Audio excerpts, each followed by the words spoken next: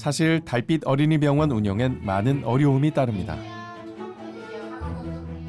평일에는 오후 6시부터 최소 밤 11시까지, 토요일, 공휴일에는 오전 10시부터 오후 6시까지 쉬는 날 없이 진료가 가능해야 합니다.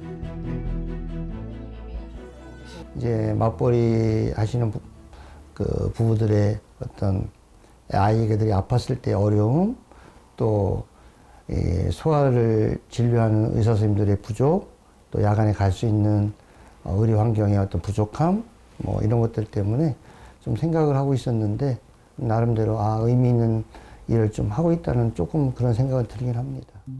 소아 경증 환자들이 평일 야간이나 휴일에 응급실을 이용해야 하는 불편함을 해소하기 위해 보건복지부가 2014년부터 운영을 시작한 달빛 어린이병원. 보건복지부에 따르면 현재 운영되고 있는 달빛 어린이병원은 모두 98개소입니다. 하지만 이마저 수도권에 몰려있는 상황입니다. 강원도의 경우 원주와 춘천 단 2곳에서 달빛 어린이병원을 운영 중인데 여기엔 지역 부모들의 많은 노력과 눈물이 담겨 있습니다. 사실 강원도는 2024년 4월까지 달빛 어린이병원이 존재하지 않았습니다.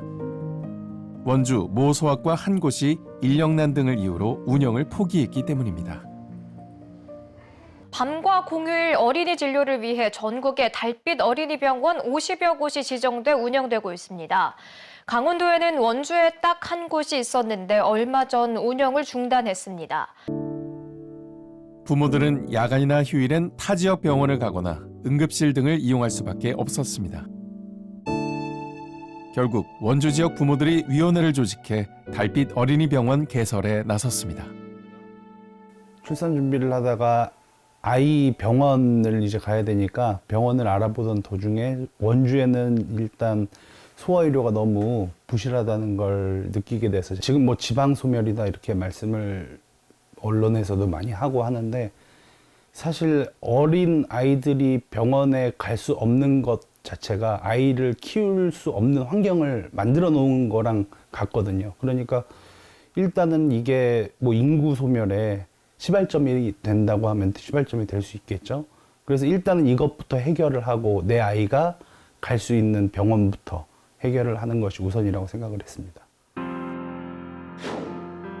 위원회와 지자체의 노력이 결실을 맺으며 지난 4월 춘천과 원주에 각각 한 개소씩 2개의 달빛 어린이병원이 지정됐습니다. 저녁마다 발을 동동 구르던 부모들에겐 반가운 소식이 아닐 수 없었는데요. 늦은 시간 소아과를 방문한 부모들은 감사함을 표하면서도 달빛 어린이병원이 여전히 부족하다고 입을 모았습니다. 당연히 더 많이 생겨야 된다고 생각은 하죠. 아무래도 한정적이기도 하고 원주에도 지금 달빛병원이 하나잖아요.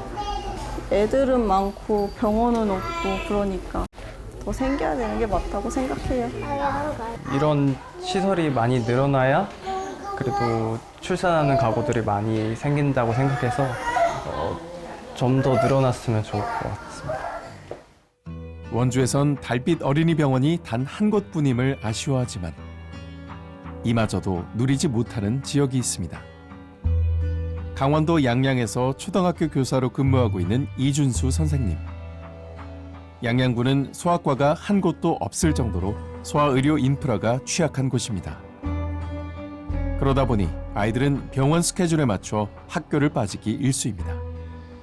양양에서도 하조되니까 매우 시골 지역에 있는데 공통점이 있는 게 아이들이 치과 치료, 특히 신경치료나 이런 거 받을 때 꼭 조퇴를 내더라고요. 그래서 치과가 다 삼척이 돼 있고 한데 왜 조퇴를 내고 또 부모님께서 꼭 데리러 오시길래 여쭤보니까 다 강릉으로 가신다고.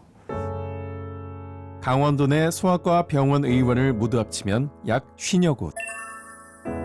화천, 평창, 고성, 양양 4개 시군엔 소아과가 아예 없습니다. 현장 체험 학습을 준비하며 느낀 의료 공백은 더욱 충격이었습니다. 현장 체험 학습을 계획했었는데 평창을 계획을 했었어요. 근데 그때 크고 작은 사고들이 언제나 있으니까 야간에 이제 응급사고가 터지면 어쩌나 계획을 세웠는데 평창에서 강릉이 더 가까운데 그 저녁에 야간에 의료 서비스가 되는 곳이 원주밖에 없고 또는 이제 북부권은 이제 춘천까지 가야 되는 거예요. 그래서 그때 좀 놀랐어요. 왜냐면 강릉이니까 당연히 하나 좀 있을 것 같았거든요. 근데 그때 없다는 소리를 듣고 그래서 좀 당황해서 인제나 속초에 계신 분들 또 문의를 해보니까 거기는 이제 양양고속도로 타고 강원도병원까지 가신다고 그러더라고요. 진짜 이건 남의 일이 아니구나 그런 생각을 했어요. 강원 영동 지역 아이들은 늦은 밤 아프기라도 한다면 약 2시간 거리로 원정 진료를 떠나야 합니다.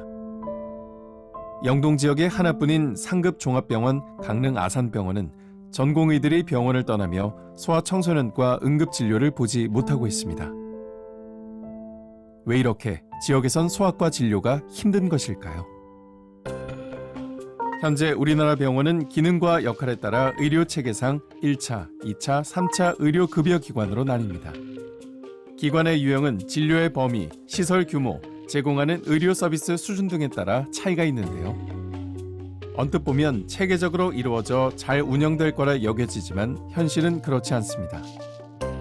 1차 의료급여기관에 포함되는 소아과부터 지역 불균형이 심각하기 때문입니다. 전국의 소아과 전체 병원 의원은 총 3,302개. 그중 51.9%인 1,715개가 수도권에 쏠려 있습니다.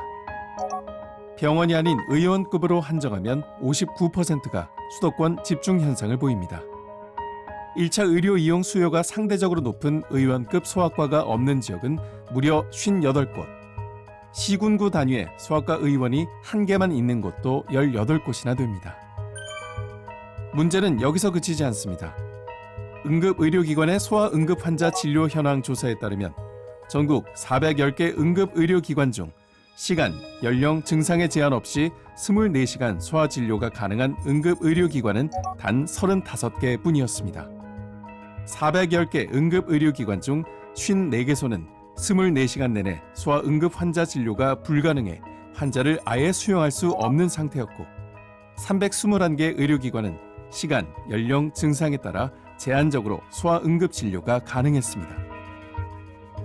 소아과 대란부터 응급실 축소 운영 사태까지 이 모든 것은 소아청소년과 전문의 미달 사태와 연관해 이야기가 되고 있습니다.